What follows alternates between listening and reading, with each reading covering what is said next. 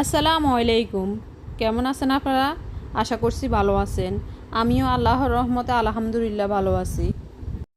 পাটের শাক পুষ্টি এবং কালার মজা করে ভাজি করার রেসিপিটা নিয়ে আপনাদের সাথে চলে আসলাম। তো এইভাবে ভাজি করলে পাটের শাক পুষ্টিও ঠিক থাকে, কালারও ঠিক থাকে এবং খেতেও মজা হয়। তো আমি কথা না বাড়িয়ে মূল রেসিপিতে চলে যাচ্ছি। আমি পাটের শাকের এই যে কচি পাতাগুলোই নিয়ে নিয়েছি। এখন আমি এটা পরিষ্কার করে ধুয়ে পানি ঝরিয়ে কেটে নিব। চুলে একটা কড়াই বসিয়ে দিলাম। কড়াই গরম হয়ে যাওয়ার পর দিচ্ছি পরিমাণ মতো তেল।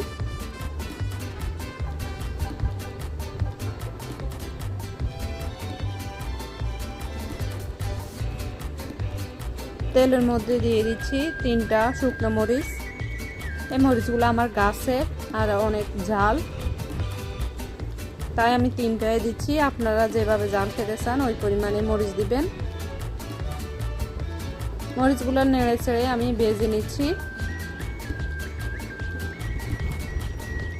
মরিচগুলো ভাজা হয়ে গেছে, আমি উঠিয়ে নিচ্ছি।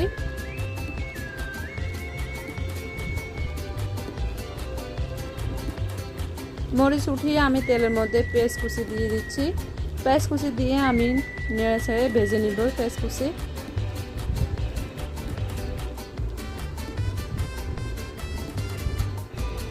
এখন দিয়ে দিচ্ছি পেঁয়াজ কুচির মধ্যে লবণ দিয়ে আমি আরও নাড়তে থাকবো যতক্ষণ না পর্যন্ত পেঁয়াজ কুচি নরম বা সফট হয়ে আসে ততক্ষণ পর্যন্ত। এই যে পেঁয়াজ কুচিটা অনেক নরম হয়ে গেছে। এখন আমি শাক দিয়ে দিচ্ছি কেটে নেওয়া। পাটের শাকগুলো দিয়ে দিচ্ছি আমি এভাবে করে কেটে নিয়েছি। আপনারা চাইলে আরও চিকন চিকন করে কেটে নিতে পারেন বা কুচি কুচি করে কেটে নিতে পারেন।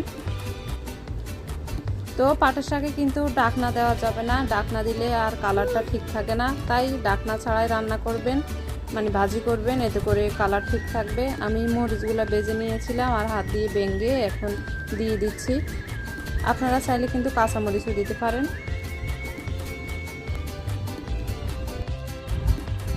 আমি এভাবে খুন্তির সাহায্যে নেড়ে ছেড়ে দিব, কিছুক্ষণ পর পর উল্টিয়ে পাল্টিয়ে দিব।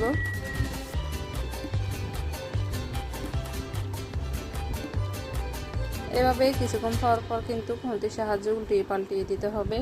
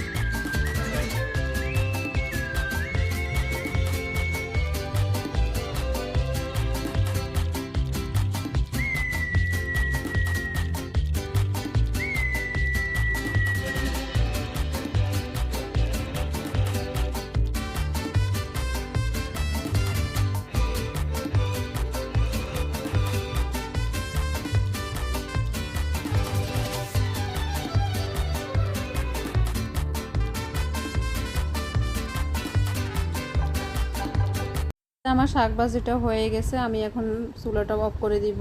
আর শাক ভাজি এভাবে তেল তেল হয়ে আসলে কিন্তু চুলা অফ করে নামিয়ে নেবেন। এর থেকে বেশি ভাজবেন না, এতে করে কালারটাও নষ্ট হয়ে যাবে আর আপনার কড়া হয়ে যাবে, মানে মচমচা হবে আর খেতেও ভালো লাগে না। তাই তেল তেল হয়ে আসলে চুলাটা অফ করে দিবেন একটু সফট সফট থাকার সময়। ভালো থাকবেন, সুস্থ থাকবেন। আজকের জন্য এখানে বিদায় নিচ্ছি।